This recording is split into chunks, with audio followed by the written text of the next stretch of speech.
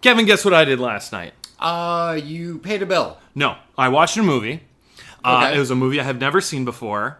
And it's a movie that I'm excited and glad that I did see, and it's called Mamma Mia, and it's a GD delight, is what I have to say about it. It does seem like it would be a delight. Yeah, a lot of ABBA in it. A lot of mostly ABBA songs, mostly. A lot of people made fun of what's her name, Meryl Streep and Pierce Brosnan for their singing voices, Oh, okay. not their performances. Are they good singers? They're not going to win any Grammys. Okay. That's all I'll say.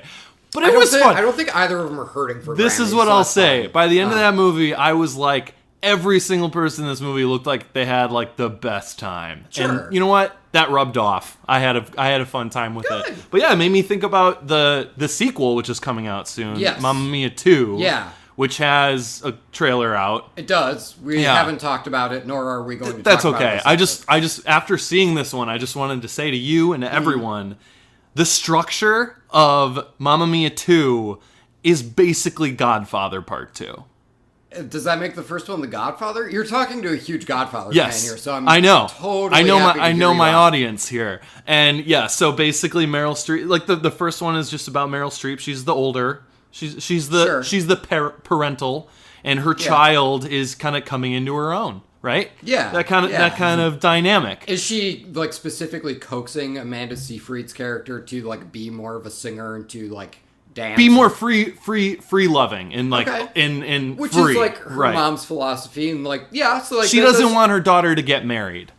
Basically, yeah. Sure. Following the does. I know. Follow into the family business of just being free and by yourself. Anyway, so part 2 is essentially a dual timeline of Amanda Seyfried in present day, and then flashbacks to the parental when they were young. Godfather Part 2. That is boom. Completely The Godfather Part 2. Okay. You're welcome, universe. But now I want more. Because really thinking about it, having seen the Mamma Mia 2 trailer, Colin Firth's character is definitely Fredo. He's the idiot who can't keep his mouth shut. He's the bumbling one, for sure. He's the bumbling one. Are the two women who are hanging out with Amanda Seyfried, are they both Tom Hagen, would you say? They could be split Tom Hagen. Yeah. Together, they make a perfect Tom Hagen. They form one Tom Hagen. Yeah. It's a comedy, so you want to have them playing off of each other. Put the Godfather genre on its head with Mamma Mia. Interesting. Yeah. So there you go. Godfather. Does that mean that the third Mamma Mia movie is going to not be that great? Probably. Mamma Mia Part 2 will be contested as being the best Mamma Mia, and then Part 3 will be terrible. I keep trying to get out of the dance floor, but they keep pulling me back in. Oh, Mamma Mia. You can't haul your stuff without a trailer hitch. Trailer hitch.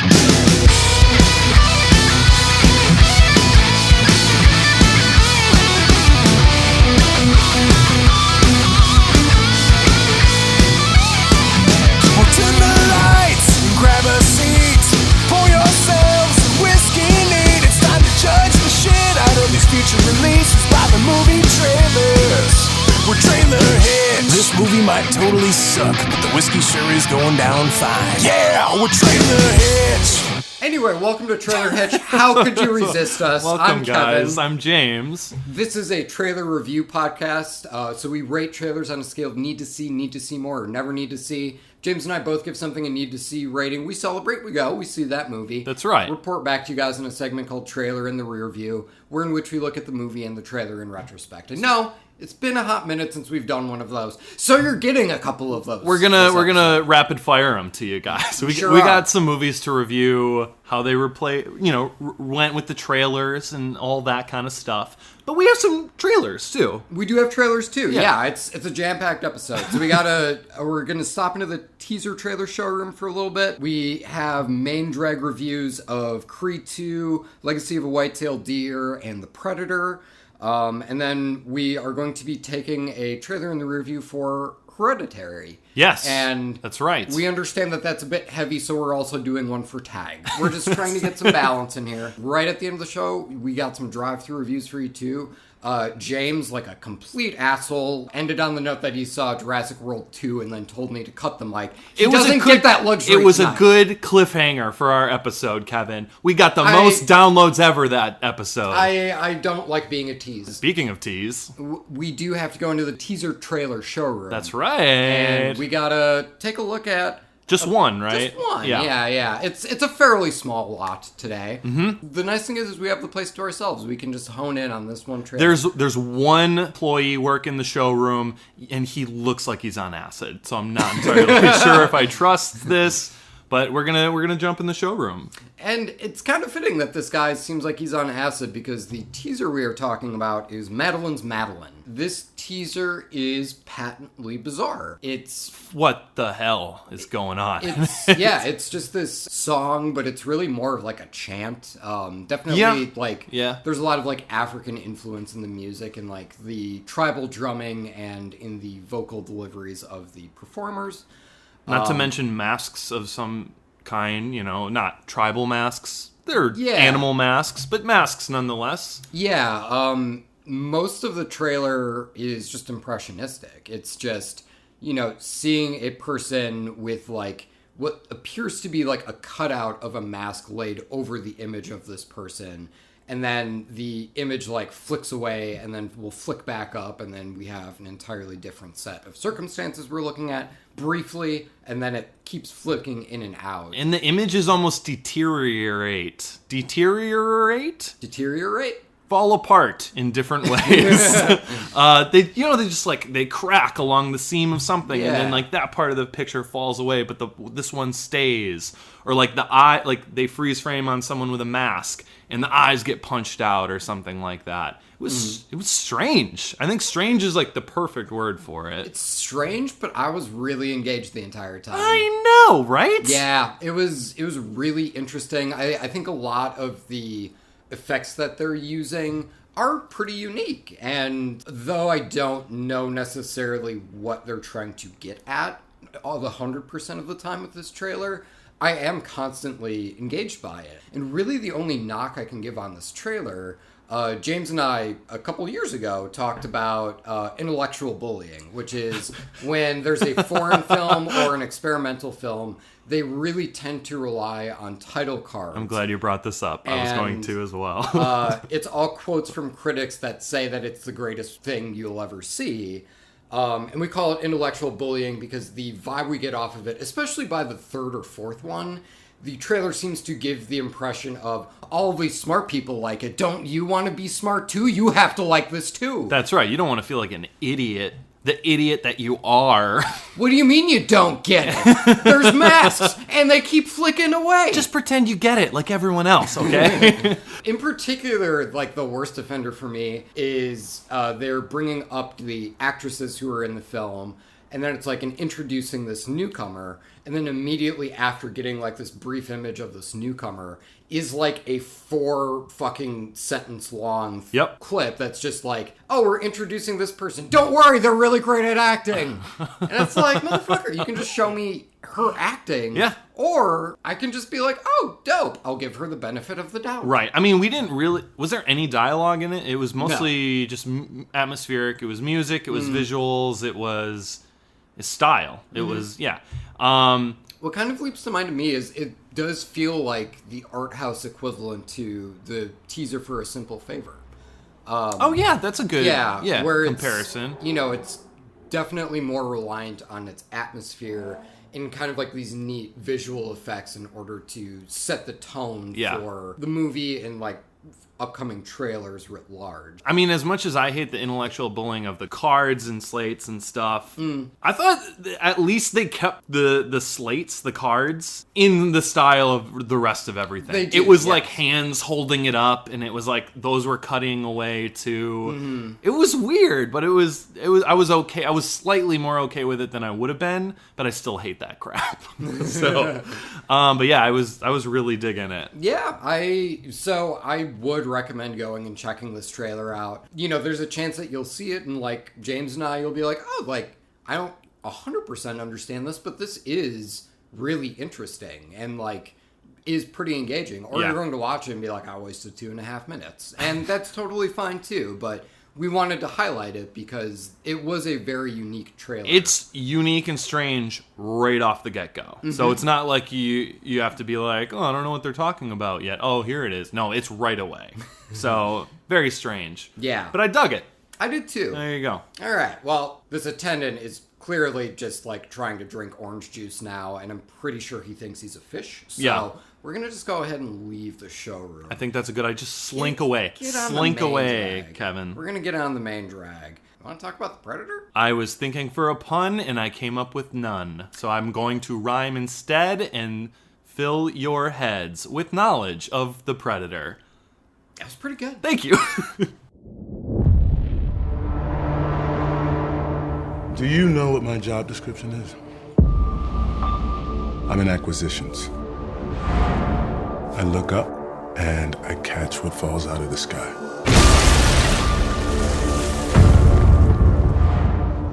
What's on the ship?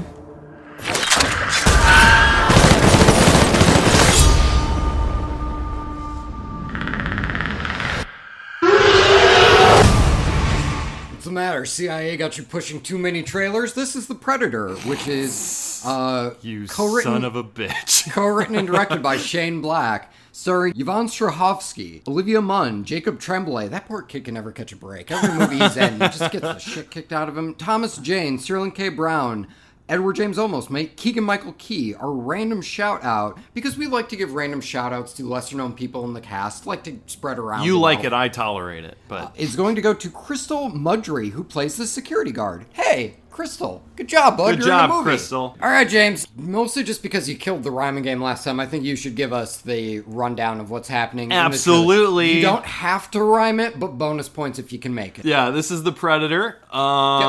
We did talk about the teaser that came out a while ago. True. Gave us a little bit. So we had it in the showroom, and now we're fucking taking it for a spin. That's right. So it's a little different of a setup. All we got for this one is the interrogation room with the military guy. Kind of hooked up to the lie detector, seeing what he knows. And then Sterling K. Brown chewing gum like he's chewing scenery in there, just really commentating on it. And every shot we get of him, he's just always looks geeked that he's in a Predator movie. Yeah, and I don't blame him. Yeah, who could blame him? So yeah, he's really the voice of the trailer. Yeah, I'd say. And so we get a lot of things through him. First, he's explaining to Olivia Munn what he does, and he grabs things out of the sky and does something with them. I don't know. And so then he's watching this military guy talk about what they saw out on the outing. What did they see, Kevin? It's an alien, but it's an alien. They saw something. Yeah. Otherwise, there wouldn't be a movie. Yeah, right. So they're predators. We get right into it. They don't really. The trailers don't really hide the fact that they're moving in the shadows or anything. We just I would straight up see predators. Good move considering it's called The Predator. Yeah. We should see some predators. I mean, people know what predators look like at this point. It's not like you're going to build tension. It's not like we don't know what they look like. Correct. But hold the phone, Kevin, because there is an aspect of this movie that we don't know what it looks like. A predator, a normal-sized predator, just, your average predator, gets just his shit knocked out by something through a wall. Something big, something bad.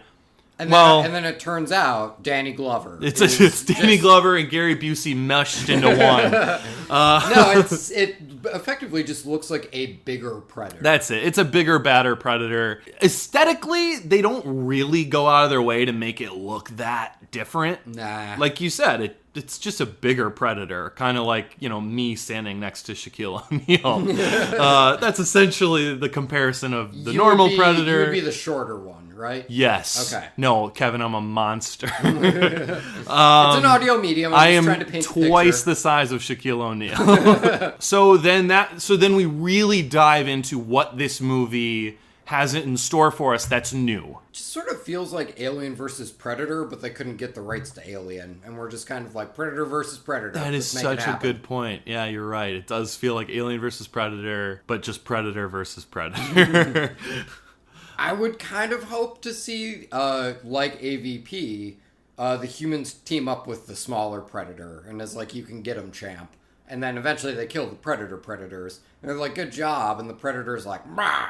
Yeah. They hold for a couple beats, and then the predator just starts killing all the people. Of course he would. Yeah. He would essentially get a high from, oh yeah, I'm the best.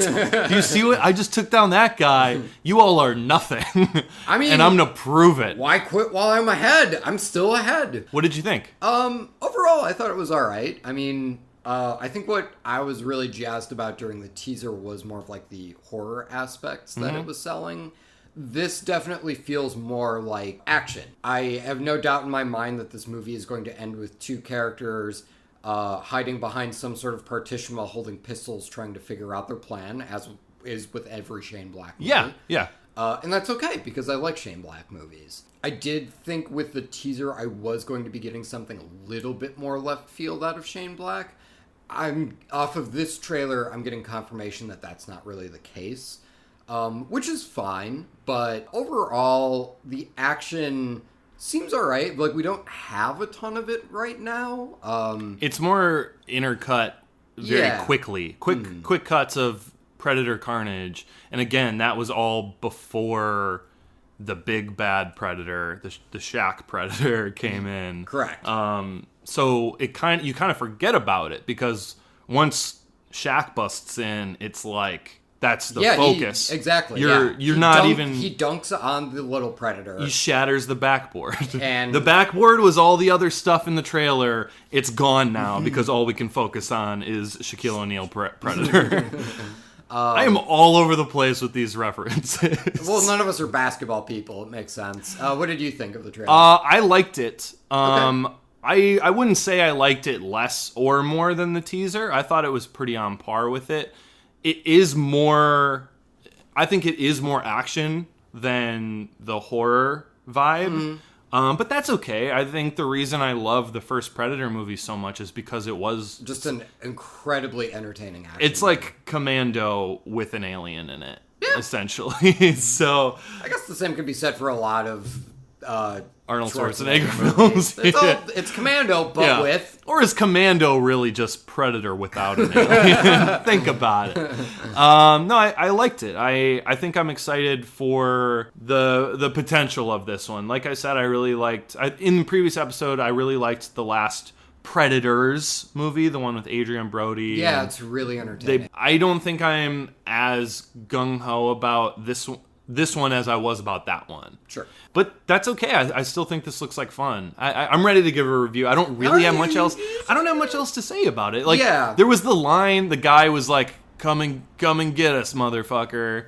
I thought that was weird, and it just didn't feel like it fit in the trailer. The only curse that ended up working for me was when they asked, like, is your team dangerous? And he's like, we're an elite group of Rangers. The entire fucking point is we're dangerous. I was like... oh, that does kind of feel like one of those like Shane Black lines that really pop. Yeah. So definitely it still feels like his wit is still present. Keegan-Michael Key's joke totally to me just feels like Keegan-Michael Key improv'd it. I thought it was weird how many people laughed really hard at that in the bus, because I didn't think it was that funny. It's like a deep cut. I think it could have played better if he laughed really hard, but no one else on the bus thought it was funny. Like, that might have been funnier for me. So I'm gonna give this one a need to see more. Okay. Yeah. I'm actually right there with you. I'm at a need to see more. I definitely think that there is some... It looks fun. Here. It looks like it could be fun. Could be is the key word there, though. Yeah, and this trailer I definitely think is a little formulaic, and especially for selling like the outright absurdity of a Predator movie. I'm not saying you have to go full Madeline's Madeline. You know what I'm saying? Like, you don't have to just like give me an acid trip of a trailer. That's a good point. If I could have gotten just like a little bit more out of it, I think I would have been right up there. Yeah, I totally agree. I mean, the Shaquille O'Neal Predator is the only really like aspect we get, and like I said, the concept really isn't that different. He looks good. It looks good. And really, the Shaq Predator, I feel, is more so like a really good reveal for a teaser. Like, that's something you drop that would have at the been end good of with teaser, a teaser, yeah. And then you're like, wait, there's more than one, and then you have you know, like, maybe one that's more straight action. Because, like, ultimately, all those dudes on the bus are cannon fodder. You don't have to jerk our chain. We've seen a Predator movie. Yeah. We don't really need elaborate character introductions. And, like, to just go hardline action, I think would have probably been my preferred route. Given what we have here, this is definitely going far more middle of the road.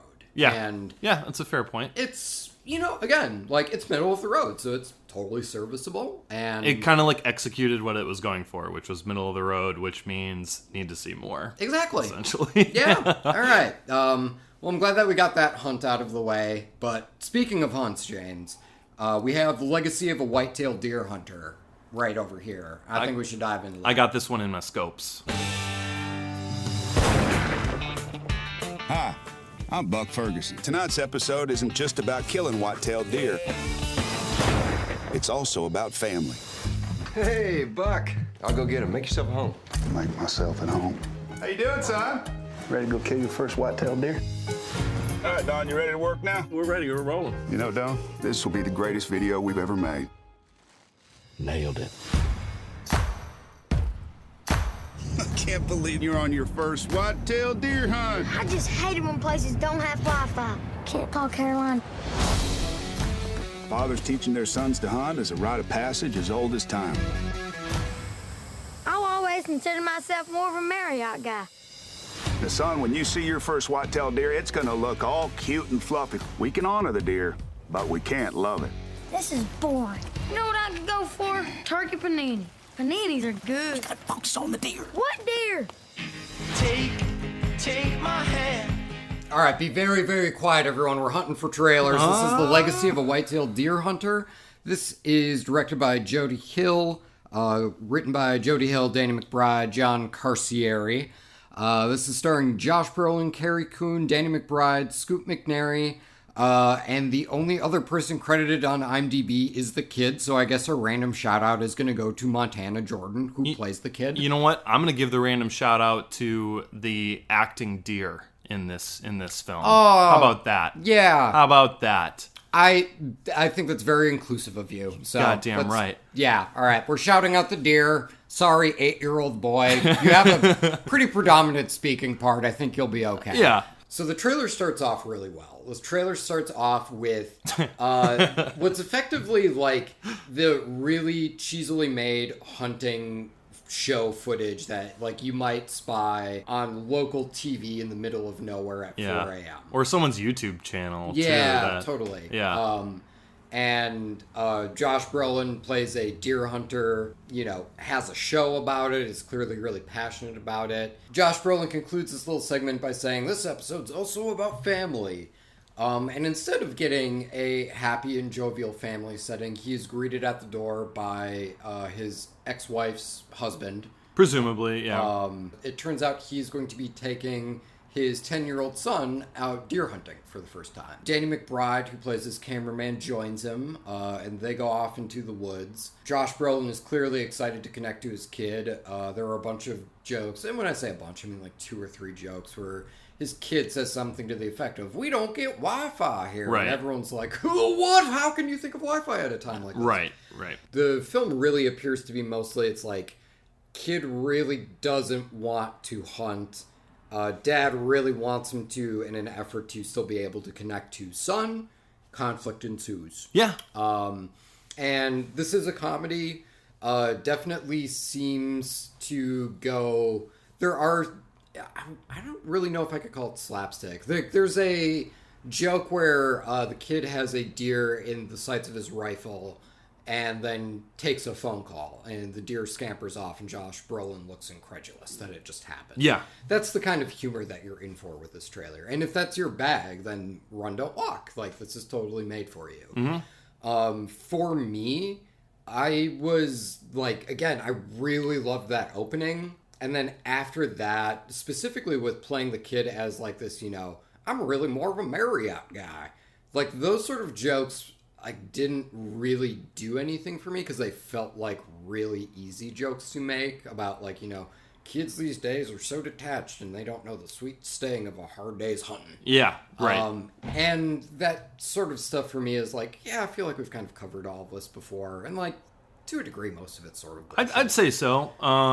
There wasn't many of those, luckily. I think the Marriott, the Wi-Fi, the Panini. I think it was like 3 mostly for the kid. I mean, I think we can loop him getting the phone call in. I don't know. I really liked that aspect because that wasn't like a... I think it's made by Josh Brolin's reaction. And like Josh Brolin is definitely the point of view character for this, and clearly the one they want us as an audience to empathize with, because he is effectively like there's this sort of line of like he is self-serving by like shooting a show instead of just genuinely taking his kid hunting by himself. Yeah. I wish they hit that a little harder, because I think having that dichotomy would be really interesting, and hopefully it's more present in the movie, but in the trailer it might be. You know what? I think they probably went more towards trying to fit more humor into the trailer, and those scenes that I think probably would be in the movie are probably more of the dramatic side of things. Rightfully so. Like if those are good emotional beats in the movie, maybe you don't like overload your trailer with them if you're trying to sell it as a comedy. Yeah. So even though the humor didn't work for you, like I understand why they top loaded the humor aspect of it. I thought it was a charming trailer. There's a couple reasons why like I wanted to talk about this one, and it's because Josh Brolin is just like having a banner year. Between Avengers Infinity War and Deadpool 2 and Sicario Day of the Dead coming out soon. And this. Yeah. And it'll be out by the time this episode drops. Yeah, and so out right now. And just it was so interesting to be like, this guy is working everywhere, all over the place this year.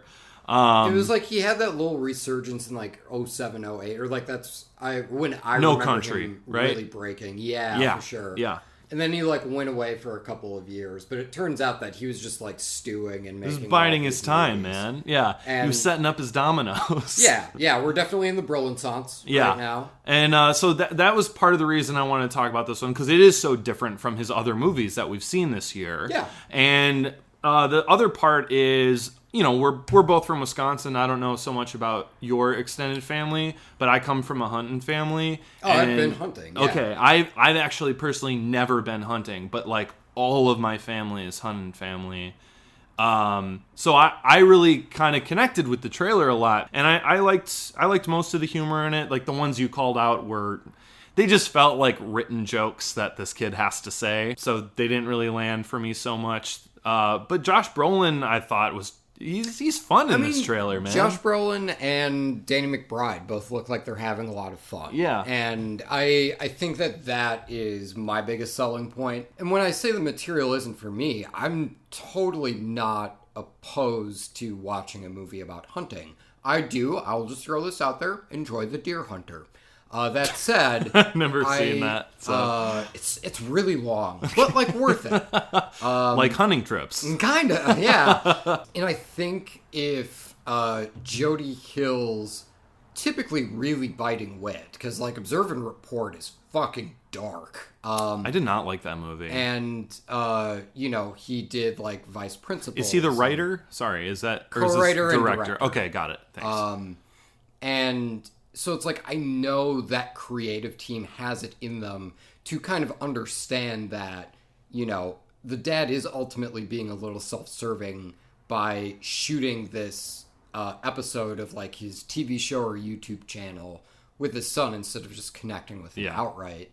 And I, again, hope in the movie proper they do call that out a bit more. Maybe he'll learn a lesson from trying to force it. Who knows? But the movie or the trailer definitely underplays that as of right now. I'll totally agree with you. It's a paint by numbers trailer. Like I even though I think the heartwarming humor landed for me most of the time, it's still nothing. There's nothing unique about this trailer, with the exception of the fun stuff at the beginning. Yeah. So it's kind of bland, really. Yeah, even though I feel like I can see through it and be like, I bet I would enjoy this movie a lot, the trailer really doesn't bring that much to the table. So there you go. What do you got to say about it? Never need to see. Okay. It's a fairly high never need to see. But got it. A never need to see nonetheless. Yeah, this one's a high need to see more for me. Oh, wow. And it's mostly because in terms of just like assembling a trailer, they didn't really do much with this. It was just kind of like joke, joke, joke, dramatic beat, joke, joke, joke. End with a longer joke, kind of stuff. So the trailer, the way it was assembled, just didn't really do much for me. But that's why it's a high. It's a high need to see more, Kevin. Okay, cool. Well, now that we're done with our Hunter's Prayer, let's move on to Creed 2. Very good. In the ring, you got rules. Outside, we got nothing. Life hits you with all these cheap shots. People like me, we live in the past. You got people that need you now. Hey.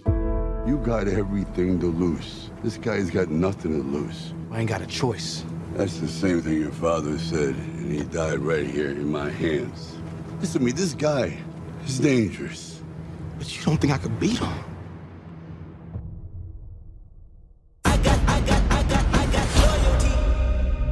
I was afraid I couldn't live up to these expectations. I got loyalty inside my DNA. You don't think you got your validation? I got loyalty inside my DNA. I got war and peace, got war and peace inside my DNA. I got power, poison, pain. Don't worry, I can take you higher. This is Creed 2. Hit us with the 1-2 punch, Kevin. This is directed by Stephen Capel Jr., co-written by Sylvester Stallone and Chio Hodari Coker. This is starring Michael B. Jordan, Sylvester Stallone, Tessa Thompson, Florian Munteanu, Dolph Lundgren. Our random shout out is going to go to Elena Schick, who plays the Ukrainian press. Hey, Elena! I'm really interested to see you emulating the entire press of the Ukraine. I have to assume they're doing a being John Malkovich thing and just like superimposing you on people. Yeah, or they just all voted for one representative. Which is totally. I'd like to think that it is multiple people as the Ukrainian press that Elena is playing, and then she just gets multiple royalty checks every time the movie plays. Then she's gonna do fine. She's gonna do just fine. Yeah. Yes. All right. This is Creed 2, Kevin. This is Creed 2. We start with Apollo Creed's kid getting the utter shit kicked out of him in the ring. And it's really quiet, but it's one of my favorite shots of the trailer, which is him in the hospital bed as Tessa Thompson tells him we're going to get through this. And he turns away from her and is bruised to shit face. More than just his pride is beat to shit. Yeah.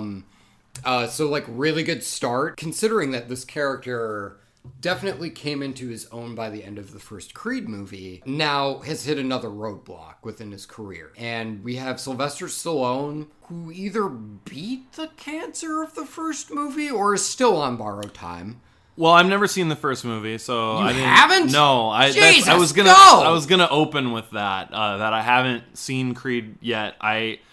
My holdup is that I've never seen any Rocky movie, and I just keep being like, "Oh, I should watch the other Rockies." Do you want a frank admission right now? Let's do this shit. I haven't seen any of the Rocky movies, and Creed is really good. Sylvester Stallone is in this movie. Yeah, Sylvester Stallone is in this, and he's just kind of like, I mean, you don't have to be a boxer. And Michael B. Jordan's like, "Fuck you, I'm a box," and we get him training. His family being like, dude, I mean, like, you don't have to box. And he's like, fuck you guys, I'm gonna box. Even his baby is just like, you don't have to box, Daddy. Is that his kid? I don't know. And he's like, God, I can't tell you to fuck off. but fuck off. But I'm gonna box. Yeah, and is that his kid? Sorry, from the first movie? I don't know. I mean, like, it's implied that he had the kid in between 1 and 2. Now it's him getting in the ring. Sylvester Stallone is more or less like, I don't think you can beat this guy. Right. If I'm being completely honest. Right. And the person who comes into the ring is a Drago, who is a famed villain from the original Rocky series. And it could only be Dolph Lundgren. Yeah. Fighting in the ring. Still. Yeah, exactly. he's that much of a tank. Well, he's still, like, pretty in shape. Yeah. Like 50. But I think, and I do love this aspect and wish that they had just, like, played it up a bit more, what they're implying, because Dolph Lundgren is in the movie, and this Drago character is clearly not Dolph Lundgren. This means that there is effectively a Russian Creed situation going on, where like this young up-and-coming kid has to be trained by like the world-weary boxing vet who's eventually like, yes, now I believe in you. It just happens to all be in Russian. It would be so fucking great to see like the dichotomy of them. Yeah. It's essentially the Cobra Kai to Karate Kid Exactly. that we all really need. Yes, exactly. Yeah, I mean, like, it's a lot of shots of Michael B. Jordan training. The training underwater, he shadow boxes at the bottom of a pool. Good. That's great. What a shot, man. Just the music when he starts punching. It's him hitting speed bags, and it's Kendrick Lamar's DNA cuts with the beat of him hitting the speed bags, him training, and it's earnestly like one of the best uses of music in a trailer this year for me. I was floored when that, like, because I thought it was effective. You know, we got some emotional stuff with him in the hospital bed, him talking to Rocky, and then he starts training, and you don't even realize until that point that there really hasn't been much of a music presence in the trailer until he starts hitting the bags. And then it's just like, I got royalty inside my DNA. And not only is it cut perfectly with the training montage, the lyrics of it kind of fit really well thematically with him trying to live up to like the essential royalty-ness of his father, Apollo Creed, and like this event that happened that like was the downfall of his father. Yeah. Like, fucking A, what a 1-2 punch of a music and visuals and like the first time you're watching it, it's just kind of like, I mean, Jesus, Sylvester Stallone, like, fucking what up on this kid? Like, he certainly proved that he's worth having a shot. And then when you see that it is Drago who, like, the lineage killed Creed's dad. Yeah. It's like, oh, that's why Sylvester Stallone is nervous about this. It's like, you get it. You're like, okay, you get a pass. Yeah. You get a pass, Sly. Or Rocky. Oh, this trailer was great. Up until the very end where we get the reveal of Drago. Then I think the last thing we actually see is Michael B. Jordan, though, is Creed. Just like looking, he's got his mean mug on, and he's ready to go. So for me, I do have a hang up. What is it? What do we got? So for me, it's like, I think as a trailer, this is really, really good.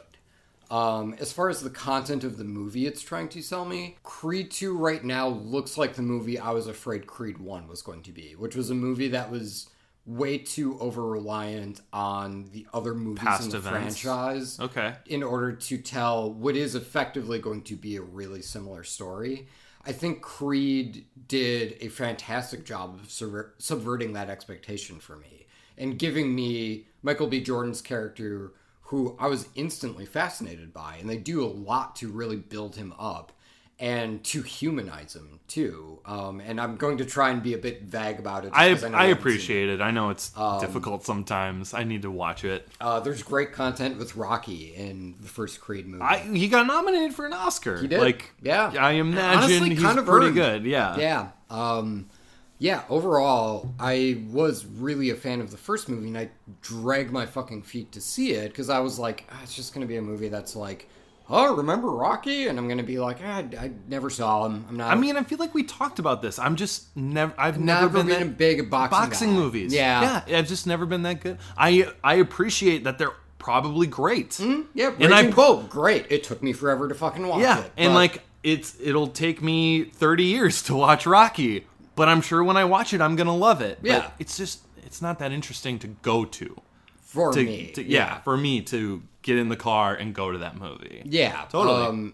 And so right now, again, this does definitely look like it is what my concerns for what the first Creed movie are going to be. That said, I mean, I had those concerns for the first Creed movie, and then my expectations pleasantly different. Pleasantly changed. Absolutely. Yeah. Okay. Well, it could be the same situation then. Yeah. For you. So, I mean, like, I'm still pretty hopeful. I think the trailer is exceptionally well edited. Again, I think the song choice and the way that it's incorporated through the trailer is excellent. And the Drago reveal because I can kind of trace it back and root it in character and the story that it's telling in the trailer, I am just kind of on like careful, like sort of teetering, you're sort of teetering, but like you're still on the wall. Yeah, it's a very sturdy wall. Is that a Russian thing? Is that a reference to Rocky IV? I don't know. Is Rocky IV the one with Drago? It was Rocky IV. Yeah, it was. That's why, or unless it's 5. I don't know. I've never seen any of them. Yeah. Give me a break. Please feel free to write in it. The Drago one, the one where Apollo Creed dies. That's the one I need to see. Yeah. Anyway, what do you think? This is a need to see it for me. Yeah, it's a need to see for me too. Oh my god! Fantastic. Cheers, man. Cheers. Fantastic. All right. Clink. Double need to sees. Yes. We're gonna check this one out. But before that, you're apparently going to watch like 3 Rocky movies. Well, no, you know what? I might just bail on that and just watch the first Creed movie because there's a lot of shit I need to see, man. I don't know if I can go backwards and watch a whole bunch of Rocky movies. Yeah, it's totally fair. Sorry, Rocky fans. I'm just never going to get around to it. Anyway, need to see it. We'll talk about it when we see it eventually, guys. But until then, I feel like we got another segment to jump on over to. Yeah, we got to look back on something. We got 2 things to look back on. And we're going to start with the trailer in the rearview for Hereditary, just because I definitely feel like we'll have the most to say. Sure, yeah, just because definitely. There's a lot to dive into there. It's definitely a divisive movie. There's definitely a lot to unpack after you watch it. We're going to be unpacking it completely chock full of spoilers. So if you've not seen Hereditary... you can skip ahead to Tag because I'm assuming you probably don't care about spoilers for Tag, but we'll be spoiling that as well. But we'll give another warning too. Yes, of course. So strap yourselves in, grab your close family because this is Hereditary.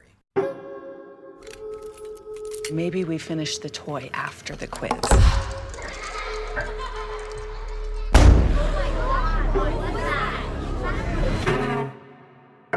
My name's Annie.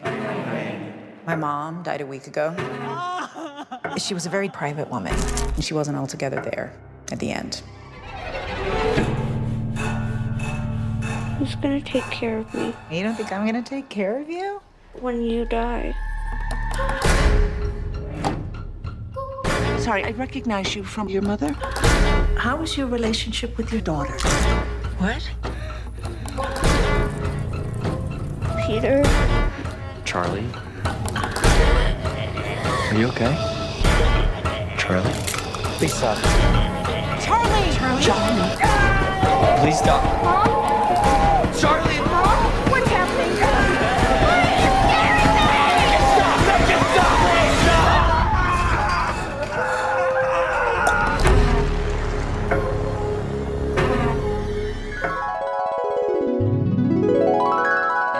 Certainly, again, someone just straight up bursting into flame in the living room. Well, I'm there. Need to see. Excellent. Okay.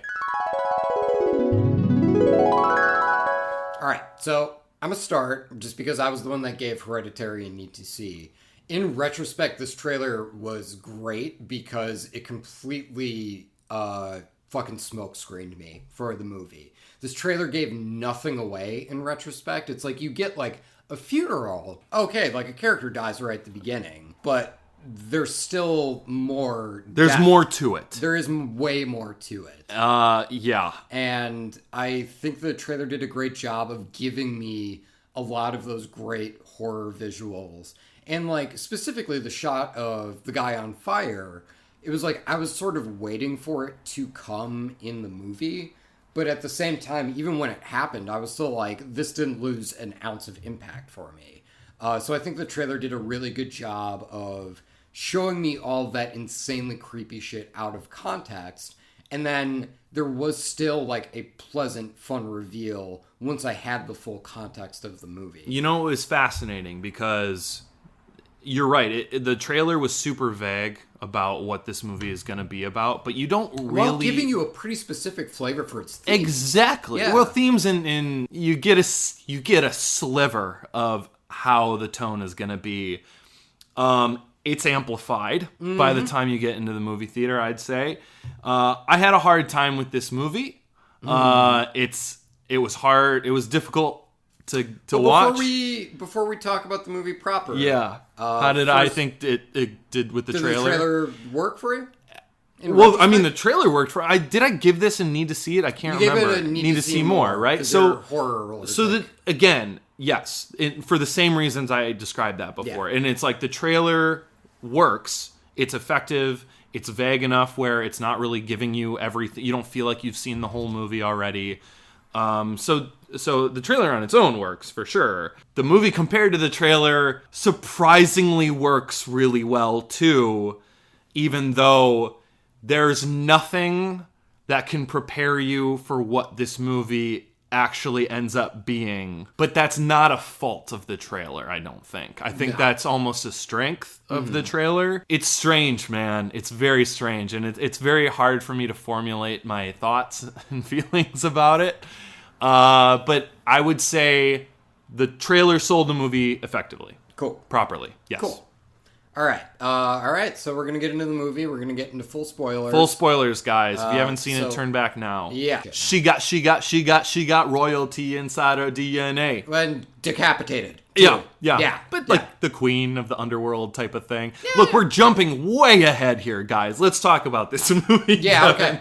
I was a huge fan of this movie. And it was a movie that definitely grew on me the more I thought about it. Sure. I came out of the movie and was like, oh yeah, I liked it. I thought that was pretty good. The last 5 minutes of the movie put a really sour taste in my mouth. It muddied the themes of the movie.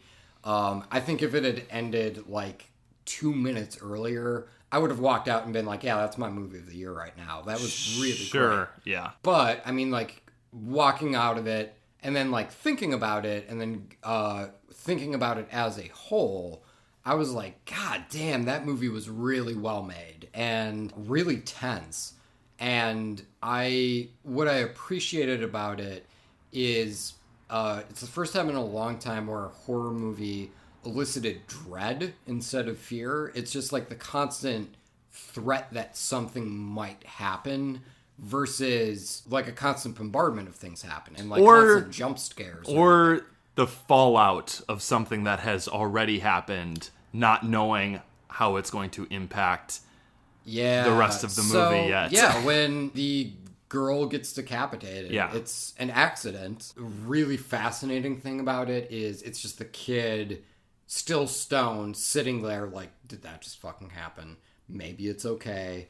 And then he turns around. He glimpses. He turns around and glimpses just enough to know to confirm his fears, because he can't hear his sister struggling to breathe anymore. Yeah. He can't hear anything. Yeah. It is the most upsetting scene I've ever seen in a movie. It's so visceral because the movie never lets go of the idea that this is a family. However damaged it is, I always felt like I was watching a real family. And though I've never killed one of my siblings and then driven home and then laid on my bed until my parents found out, that feeling of dread, because I think that we have all fucked up enough where we're like, the second my dad finds out, I'm dead. Yeah. I was able to relate to it on that root level, but just the impact of all of it and how much it affects the family is so great. And the interesting thing about this movie is the level of emotional violence is insane. Yeah, it's all about familial manipulation, which happens in every family, whether family members intend to do it or not. It happens. Mm-hmm. Parents manipulate their kids. Yeah, kids manipulate their parents. That is just how it works. It's frustrating, but it's how it works, and this is no exception. Times a billion with the scene that we just described to you. And man, is it upsetting. And so the movie is over an hour into the film, and there has still not been a single hint of supernatural things happening yet. Yeah. It is just family drama. Mm-hmm. But it's all shot like a horror film, so you're definitely tense already. You need a professional massage at the end of this movie for sure. You're just focused on how stressful it is, and it's dawning on me. I'm like, oh, this isn't really a horror movie. This is just like a sad drama that's shot like a horror movie. But then it's like, no, we're getting there. We were just setting the table for you. We were setting the seance table for you, so to speak. And the seance is where we started getting into the supernatural aspect of the show. Again, shout outs to Ann Dowd. Like, the best at playing women who are slightly off. She's great in this. I would say a little bit more than slightly off in this movie. Just, I think you're underselling her sanity just a little bit. It's a demon worshipping cult. Yeah, essentially, we hit on the part that everyone talks about, which is that the girl dying in the car scene. That messed me up, man. That happens at 30 minutes in, and Toni Collette fucking wailing in her bedroom, and I want to die, I want to die, I want to die. Doesn't know what to do. Oh my god! And it's just like, and then the kid's just like listening to it in the hall. Oh yeah, god, it's awesome. bad. And the movie is relentless. It doesn't let up after that moment. It stays on that level of uneasiness. My stomach feels like it's upside down, and I'm tense, and this is like awful. But like, it's very well made. Yeah. Okay. But it's awful. It was so upsetting. The movie is really about when you get to the end of the movie, this cult that the grandmother, so Toni Collette's mom, was like the head of this demon worshipping cult, and their whole MO, their whole mission statement was to bring this demon back from, beyond to rule the world. Essentially. Yeah. And it has to be through her bloodline, but it also has to be through a male heir. Yes. So the family estrangement begins right away when we find out Toni Collette would not let her firstborn son near her mom. So yeah, they grew an attachment with the daughter then, just to get to the son, really, is what it ends up being. Yeah. Am I hitting the notes I think right? you're hitting the gist of it. And they definitely do a good job. Like, there are a couple of monologues in the film where they do really get into some of the history. I think the monologues are definitely motivated. But to me, the backstory is told most efficiently by Toni Collette's character does miniatures. She's an artist. Mm-hmm. And does miniatures about her life. And one of the miniatures is Toni Collette nursing her daughter, and Toni Collette's mother, as a miniature, is sticking her breasts out, imploring that the baby be fed by her. Right.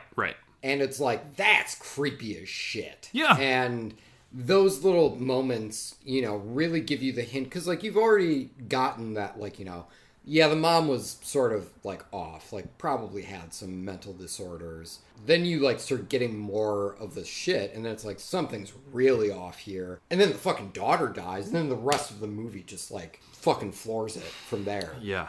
It's, I think it's really, really well told. It's effective.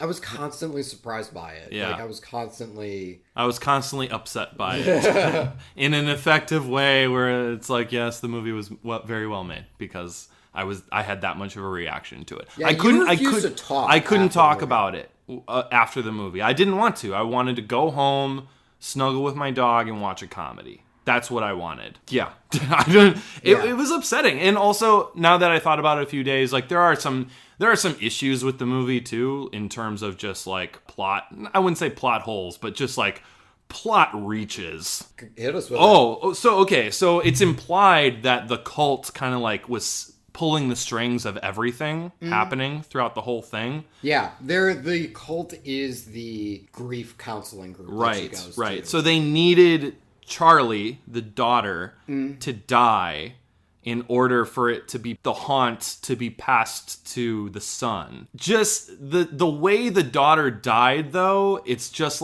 you'd have to pull the strings that Toni Collette makes her son take her to the party. You would have to make sure he's high enough where he's under the influence when he's driving. You'd have to make sure she eats cake that causes an asthma attack. It's mostly just making sure something's on the road so he veers. Yeah, but that's a lot of things that need to happen. I agree. Very There's specific. a lot of variables. Because her head needs to be outside of the window, and she needs to have the allergic react. It's just a lot of stuff. That specific aspect of it, of them pulling the strings of that scene, that was like a little unbelievable. But again, it's not something you really think about until like a week later. That's something I didn't think about until like a week later. Yeah. In the moment, it's just like you accept it and it's magic or whatever, because at the end of the movie, it's real. It's magic. It's like you keep going like, oh, maybe these people are just insane. Nope. The evil guy's back. It's basically the apocalypse, I guess. Yeah. So yeah, there you go. Yeah, that's my thoughts anyway. I don't have really much else to say. The only major knock I have on the movie, because like I'm able to just sort of go with some of those plot contrivances earlier in the movie because like it's a horror movie. Like eventually there is going to be a contrivance or two here or there. Yeah. But for me, man, just fucking cut to credits the second the kid jumps out the window. It's like he jumps out the window. We get him presumably dead in the bushes. Cut to credits. That's fucking awesome. Because, like, we still get Toni Collette fucking cutting her head off with a fucking piece of floss or whatever. That's dope as hell. Yeah. Toni Collette chasing her son at the end is so viscerally amazing. The mom, like, pounding her head on the ceiling, like the attic door. Especially because it's like the mom chases him up there. And we as an audience know, yeah, now you're up in the attic where that corpse was before. And it's so fucking well done. Like, yeah. But yeah, like the mom decapitates herself. We get like those creepy ass cult members. The son jumps out of the attic and lands on the ground.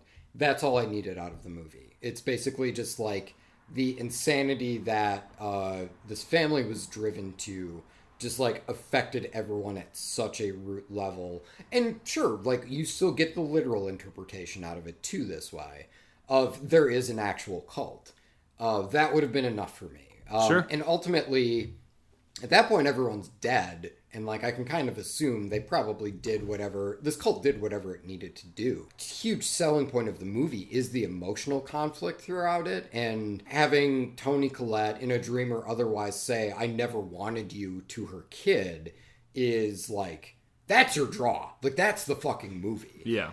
And to have like the rest of us like, oh, but we got to like throw in this stuff about this like apparently real demon that exists. Yeah, but that's not really why I'm watching the movie. Yeah. And like that's not really the point of this movie. That's not the journey we've been on. Yeah. Like I understand that's the journey the cult has been on, and that's the catalyst for what makes this family go through this torture. But journey that the audience is on is the family drama. Yeah, if the family had just like sat down and had a fucking conversation, this would have all been fine. Like, they invited the mom to play cribbage once a week. They probably would have like gotten along like gangbusters. She wouldn't have felt the need to join a cult. Maybe, and then that would have been that. Exactly. Maybe not Ouija board, but Yeah, no, like part cheesy. Well, like you want to meet her on her level. It's like the legacy of a whitetail deer hunter. You want to relate on some level, so it's like, yeah, sure, Grandma, we'll play the Ouija board. Exactly. We'll talk to this demon. But then next week we're playing Yahtzee. Yeah.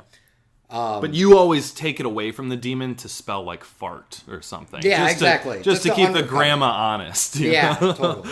Anyway, I really enjoyed this movie. Yeah, I would give this a should see again. Should see again. Okay, great. Well, I'm going to give this a movie a shouldn't have seen it.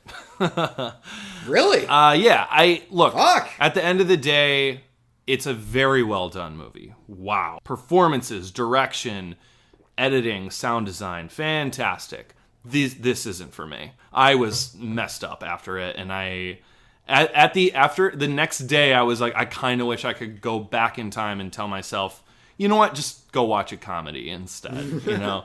I like how you're taking shouldn't have seen it in the very literal sense of like what it did to me was not worth it. Yeah, and like we're talking about personal levels here, so.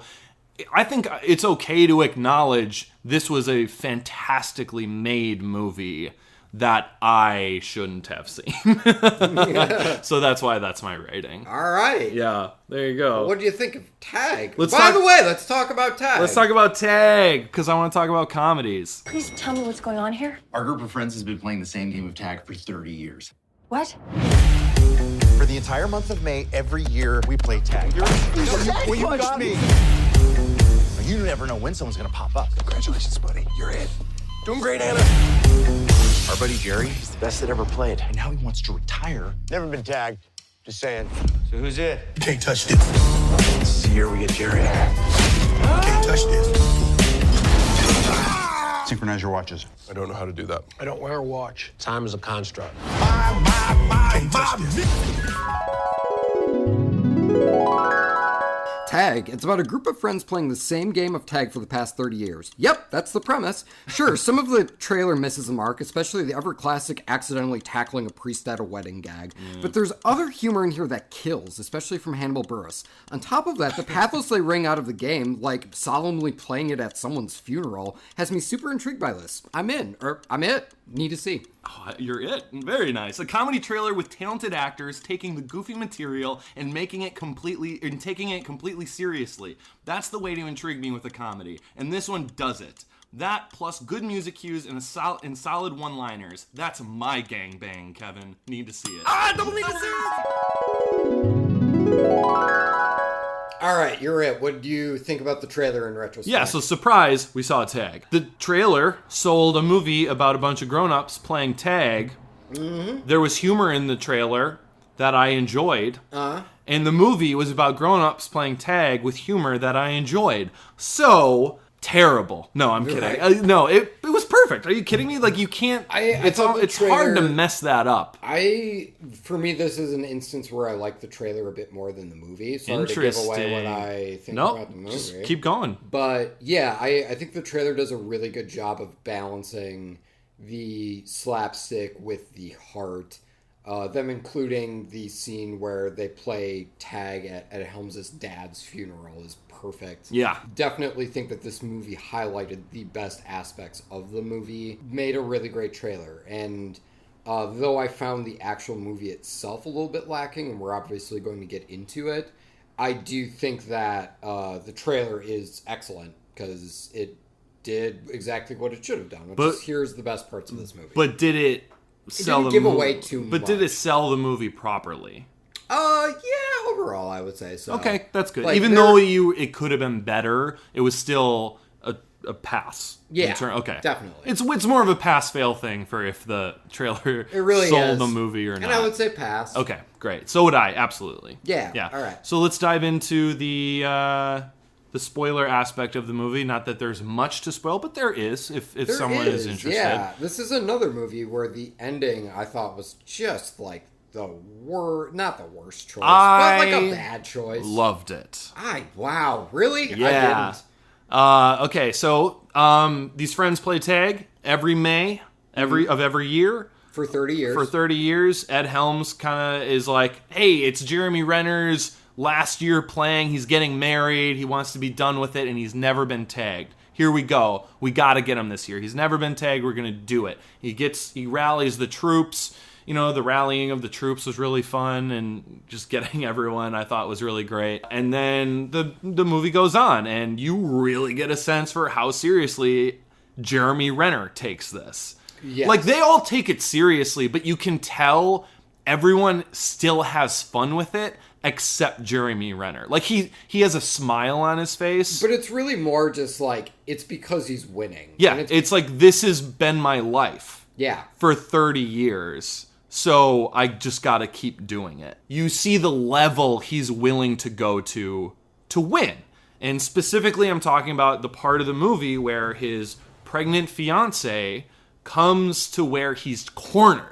Like, he is going to get tagged. Look, she fakes a miscarriage. Sure does, yeah. And it's a big hemming and hawing of, is this real or is this just a fake to get out of getting tagged? I thought that was a really effective thing because I was also being like, oh, it's definitely just to get out of getting tagged. And then I was just like, where was it? I mean, it could be like really. Also, like, it was fun to be on the same, argument level of the characters of like, no, we should definitely just tag him. Just walk up to him and put your hand on his back. But at the same time, it's like, oh no, this is bad taste. So after that scene, we got the scene with Ed Helms at the end with the wedding, where he tries to tag Jeremy Renner, falls down, stays down, And doctors come over and boom, we go to the hospital and he has cancer. Yep. Yeah. Terminal. So as known in theory for the entire duration of the film. For the whole film. Yep. And there's little hints that are kind of tipped in that direction throughout the movie. Like he mentions he's never smoked weed before until recently, where he's experimented with medicinal stuff. I thought the reason the ending worked so much is because of the fake miscarriage scene. I was just like, this is going to be a fake out too. And it's not a fake out. He's terminally ill. I liked it a lot. I thought it was really heartwarming, and it was a good character arc for Jeremy Renner to finally come around and just be like, oh, I've never really been playing with you guys. I've always just been running from you guys. Yeah, but it's not really a realization he comes to. It's just Ed Helms on his, not literal deathbed, but him being like, dude, you've been fucking this up. And Jeremy Renner's like, you're right. But, I mean, he's the first one to say, like, oh, I don't know, I just feel like you guys have always been closer and didn't like me as much. And he needs to be pointed out to him that, dude, that's because you were always literally running away because you were too good at the game. Yeah. I don't know. I thought it was nice. I thought it was a great movie of embracing your inner child and not letting it go. That was a great theme that I really appreciate. Before we move on to big picture stuff, I think for me the reason why the end didn't work was because we have him coming out with this terminal cancer diagnosis, and then he alludes to, like, this is why, like, he lies about it being Jeremy Renner's last year. Yeah, that's correct. And it's like, I was doing this to assemble the group because I wanted to do this one last time because this might be my last year playing it. Yeah. Which is fine, but as far as the movie is concerned, they've been playing tag every May for the past 30 years. Like, they've done it without fail. And so I don't see why Ed Helms would have to lie about it in order to get the guys together, because it sounds like they do it every year regardless. You know, if they're doing something if he's trying to incentivize them so they can finally fucking tag Jeremy Renner's character, that's totally fine. It's just presented in sort of a weird way, and one that didn't really make sense in context with the rest of the movie. And ultimately the point, and I do like that point of, like, you were always running away. That's not really the point. The point of the game isn't to be really good at it. It's just to have fun. Mm-hmm. And it's for us to be together. Yeah. And they do. Like, you know, he lets Jeremy Renner tag him. And then at the end of all of that, they play tag in the hospital. And everyone gets in on it, including Ed Helms with a fucking catheter in him. That, to me, also sort of scanned weird, because it was like, you all just effectively learned the point, which was like, it's not really about the game. It's just how you guys come together and how you are as friends. Yeah. And then immediately it's like, all right, now we're just going to, like, do that thing we've been doing the entire movie. Yeah, so I mean, I fucking love the funeral bit. Like, that's awesome.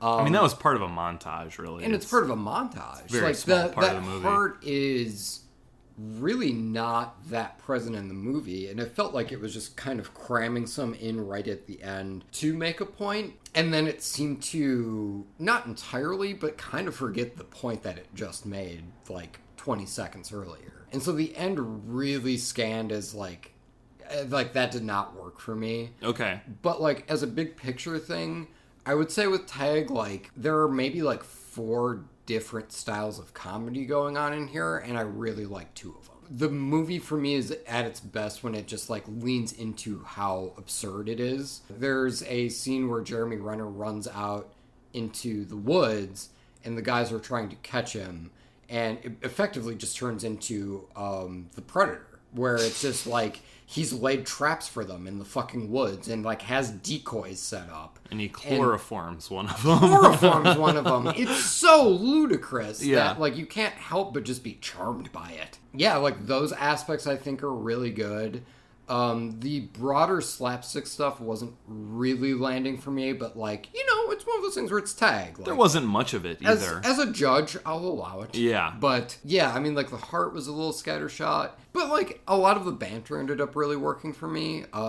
I think when Hannibal Buress isn't sleepwalking in the movie, he's really good in it. I think the entire cast looks like they're having a ton of fun. John Hamm especially looks like he's having a blast with the material. Yeah, I mean, like, overall, I was pretty in the middle on this. I enjoyed it a hell of a lot. I thought it was heartwarming and fun, and even though there is like the cancer stuff at the end, I thought it still was it ended on a high note and just made me smile a lot. Like, this is how I described it. I didn't like laugh out loud a whole lot during the movie. I did a couple times, but not a lot. Yeah. But I was smiling the whole time, pretty much. So I thought that was pretty good. It's one of the best comedies I've seen this year. Really liked Tag a lot. So this is glad I saw it for me. Cool. Yeah. This is a should have waited. Should have waited. This is like the perfect HBO watch on like a Sunday. Oh, it'll be on HBO. Yeah. Fair enough. Yeah.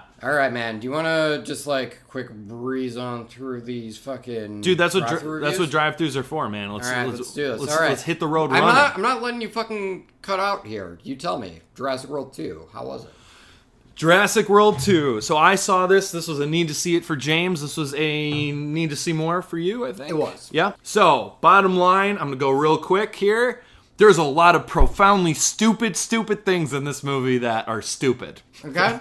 That's fair. Like stupid ideas that stupid people made that played out stupidly.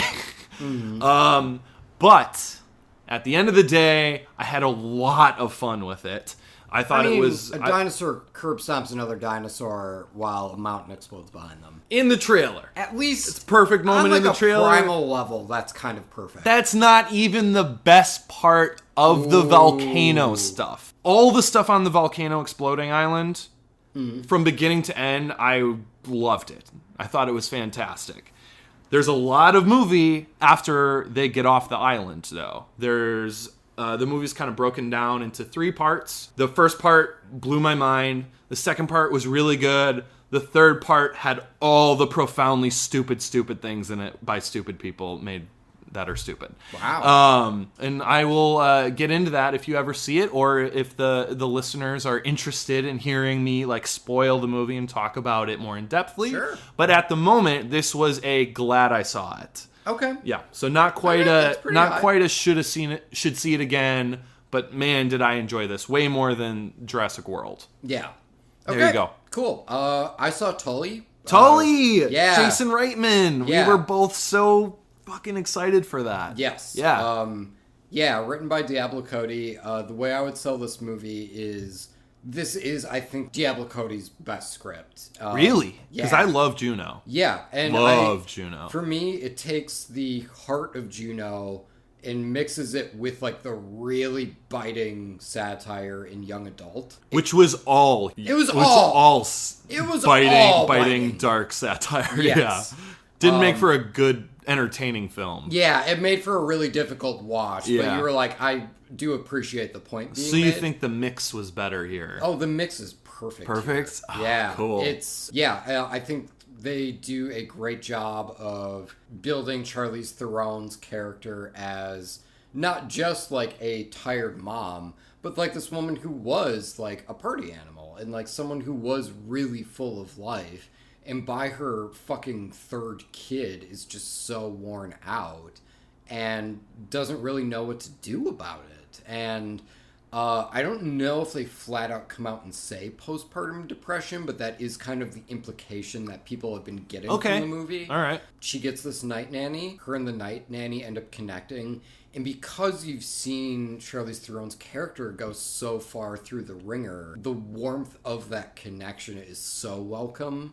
And with how perfect Tully is, this almost feels like too perfect. And the movie ends up addressing that. And like, you come to understand this is the reason why this feels a bit too perfect. And like, this was a bit more preordained than you initially thought. Like, there is effectively a twist in this movie. So say no more. Yeah. Oh, I won't. I'm glad to hear that though, because once we found the teaser was great. It was mysterious, and it's like, who is this mysterious Tully person? Yeah. The full trailer that we got, that we actually reviewed, it seemed like, oh, that's the movie. that's what we're getting. She's a night nurse. Yeah, she's here to help. I totally got the impression from the trailer that this was more so just like effectively like a coming of age comedy that was centered on like an older coming of a certain age. Yeah, yes, exactly. Good. And it is a younger age teaching that person. And I was like, oh yeah, no, I would totally be engaged by that. And there is a bit more there. Farley exceeded your expectations. And bear in mind, like I had pretty high expectations going in. I would give that a should see again. Like I came out of the theater and texted you and you were like, you son of a bitch, I can't believe you saw this without me. And I hope I said this, but like I think I ended up hitting you back and was like, I'll go again if you want. Which like, unfortunately I think I waited too long. It's not in theaters anymore. Correct. So we'll figure it out. We'll find it because that was a glowing recommendation and I can't wait to see it, Kevin. So absolutely. Yeah. And last thing, Charlize Theron is a fucking god in that movie. She's so good. Did you expect anything else? Nope. From our gal. # watch the throne. Yeah, she's amazing. We've covered it multiple times on this show, how great she is. Damn right. Standing by. All right, man. Well, I think we have covered a lot of trailers. We've covered a lot of movies adjacent to trailers. I think the content quota for this one has been filled. We did it. Yeah. All right, man. If you don't have anything to add, I think I'm going to get into my spiel. I got nothing. Here's a spiel, everybody. Give it to me. There's a chance you're listening to this on iTunes. If you're not, please go ahead, rate, and subscribe to us there. If you can give us 5 stars, that's dope, but we do appreciate your honesty because we are also honest on this podcast. Sometimes. So you can find us on iTunes. You can find us on WordPress. You can find us on Facebook. You can find us on Twitter @TrailerHitchPod. You can email us at trailerhitchmailbox@gmail.com. We would like to also shout out Rachel Ashley for awesome cover art. We'd like to shout out Danny Schmitz of Lost in a Name fame for our awesome intro song. We'd like to thank Casey Clowers for the bitchin' outro that you are going to hear momentarily, unless James has something to add. Follow us on Instagram, too. Definitely follow us on Instagram. Trailer Hitch Podcast on Instagram. Follow and like stuff on it. Yeah, because that's what Instagram's all about, baby. Mm-hmm. That's all I got. All right, cool. Let's get on out of here, sir. Bye-bye. All right, I'm going to convince you to love Hereditary by the end of the night. Not going to happen. You can't mount holy sails without a sailor stitch, and you can't haul your stuff without a trailer hitch.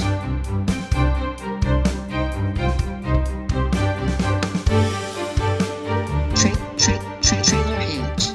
I mean, there's already got to be a YouTube cut where Toni Collette's sawing her head off, but like the squeaking is set to the tune of Funky Town. Like, I'm trying to think of ways to like lessen the blow for you of Hereditary, so that way you can disassociate a little bit and like it more. Or ABBA.